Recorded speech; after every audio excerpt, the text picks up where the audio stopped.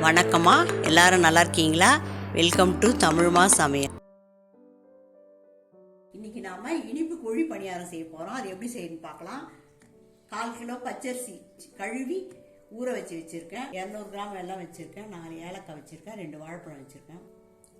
நேந்திர வாழைப்பழம் இருந்தால் 1 போட்டுக்கோங்க. அது இல்லைன்னா கூட பரவாயில்ல, இந்த மஞ்சள் வாழைப்பழம் போட்டுக்கலாம். பெருசாக இருந்தால் 1 போட்டுக்கோங்க.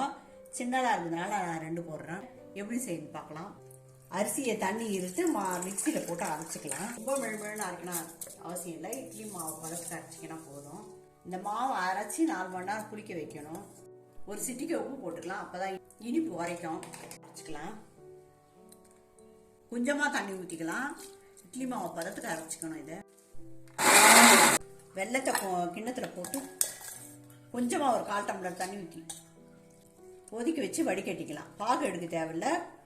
இந்த மண் இருக்கும்ல, அது வடிகட்டுறதுக்காக கொஞ்சமாக தண்ணி ஊற்றி கொதிக்க வச்சுக்கலாம்.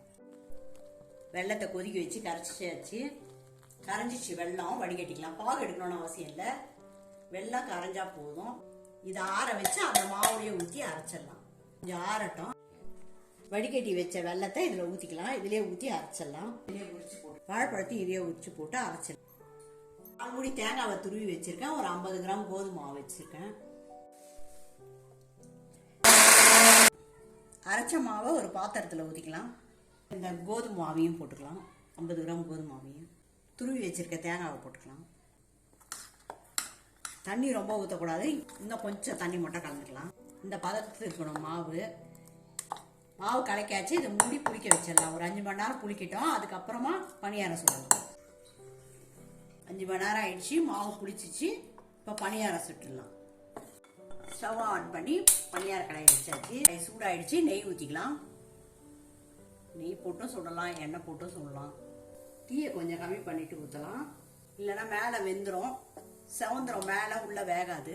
ஒரு 3/4 தான் ஊற்றலாம். இதில் ஒரு சைடு வெந்துச்சு, இன்னொரு சைடு திருப்பி விட்டுக்கலாம். கோதுமை மாவு கொஞ்சம் கூட சேர்த்துக்கினா டேஸ்ட் நல்லாயிருக்கும். அதனால தான் கொஞ்சம் கோதுமை மாவு கூட சேர்த்துக்கினேன். நீங்களும் இதேமாரி செஞ்சு பாருங்கள், நல்லாயிருக்கும் டேஸ்ட். பணியாரம் வெந்துச்சு. இப்போ எடுத்துடலாம். சுவையான இனிப்பு பணியாரம் ரெடி. நீங்களும் அந்த மாதிரி வீட்டில் செஞ்சு பாருங்க, நல்லா சுவையாக இருக்கும். பசங்கள்லாம் நல்லா விரும்பி சாப்பிடுவாங்க. இந்த வீடியோ பிடிச்சிருந்தா நம்ம சேனலுக்கு சப்ஸ்கிரைப் பண்ணி சப்போர்ட் பண்ணுங்கம்மா. நன்றி, வணக்கம்.